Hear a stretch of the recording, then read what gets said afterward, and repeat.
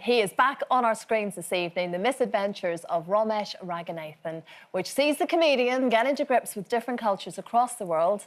And joining us live now, of course, he is here, finally. Romesh, it's so good to see you. Thank you.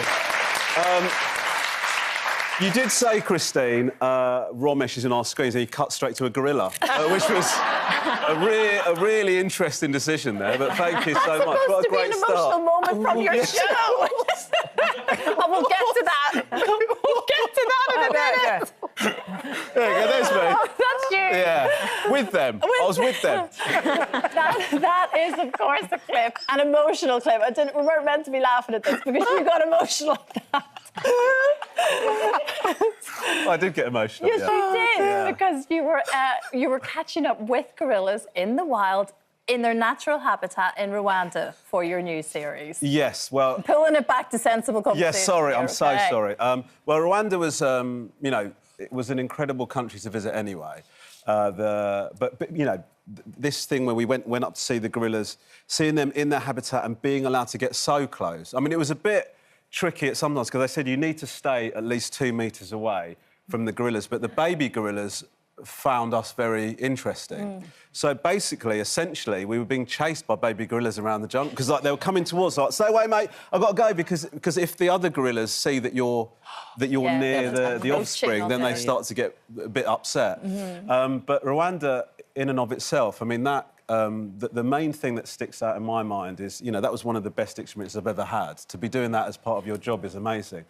The guy that was every show that we do, we have a sort of a guide and a co-host, is a guy called Ipo, who I met, who showed me around the country.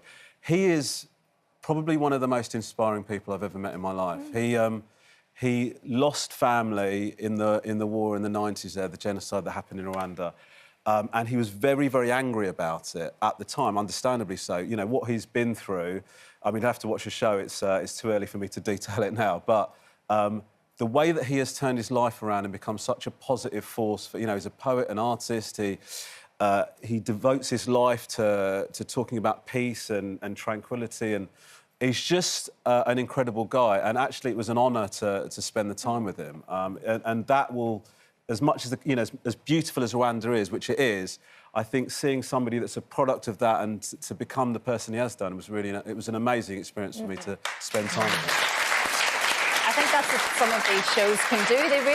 They really affect you. It affects us watching, but when you're part of it, it really does leave a sort of imprint on you, I guess, for the rest of your days. This is Misadventures of Romesh Ranganathan. It continues tonight, BBC 2, 9 p.m. I also want to talk about your book, Little Muffin, which sort of combines your love of muffins and music. Yes. Isn't that right? Yes, it is, yeah. No, it has been, but it's like paperback tomorrow. Yes. So, yes. It's a book about... It's basically a book about a kid who's really into baking, and that has made him kind of slightly a social... You know, he's struggling socially at school, and then he discovers that he's sort of walking across the playground and he sees 2 kids having, like, a rap battle, and he really, likes it. He sort of falls in love with that whole concept. He starts listening to rap at home, and he decides he wants to become a rapper.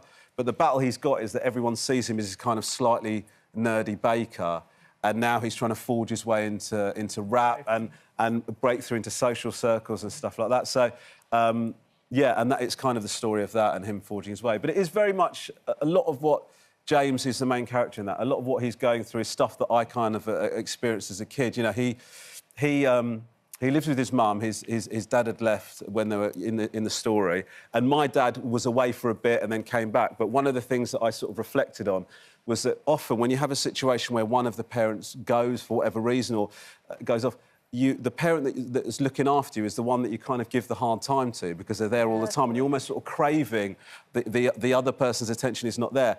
And that's kind of what James has. James has got this mum who's amazing to him, but he's sort of, like, thinking about where's my dad gone, and he's kind of battling with that, as well as kind of making friends. And also I do love baking and rapping. Well, no, I don't love rapping. I love hip-hop too much to insult it by doing it myself. But Because you did the audio version of the book, didn't you? Christine, the audio version, it's genuinely... You know one of those things where you write something and then you forget that you've got to do the thing? So they, like, the guys are going to me, so we're doing the audio book now. Obviously, you're going to do all the raps. And I was like, oh, no. It was so... just sitting there going, in the book, so awful. And then there's somebody on the other side of the glass, and he sort of finished doing the rap, and he go, was that OK? I go, yeah. You go, all right. Well, I guess the session's about to end, so you have to say that. We were talking earlier about embarrassing our kids. Have you done the rap to them for them to hear it? They think. Well, I've showed them the rap. My children they find me so incredibly embarrassing. I find it because you've seen me even just talking now. I am so cool. Like, I'm like a proper edgelord. I was walking my eldest son to school. That's him there. I was walking my eldest son to school. As we're approaching the school gates, he started to walk ahead of me, right? And I said to him, can I just stop you a second? I said, what are you doing? I said, let's just get this out in the open now. Are you walking ahead of me because you find me embarrassing? And he said, yeah, I do a bit. I said, you do not know how lucky you've got it. I am so cool, right? Look at me. I'm a comedian, I dress pretty well. You don't know you're born so. Anyway. Did you just sort of, like, whip out your BAFTA every single Yeah. And I started rapping. I said, hey, you, we're going to school. And I guess... What about your 80s dancing? Can we see a little bit of your 80s dancing? I can't... More embarrassment. More embarrassment. Come on, Romesh. Just for your children watching. Get it going. Yeah, come on. Yeah. Well, I can show you, because it's basically... Oh, what are we going to put on? Well, I'll just let me try...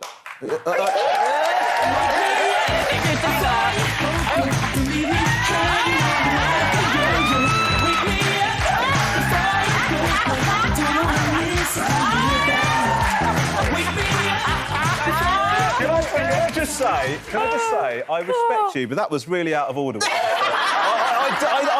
did it to avoid any awkwardness, but genuinely, I'm holding a grudge. There is a brand new mug for you to take home. Oh, thank you so much, you. Romesh, Sarah, and of course, Sally, Brenda.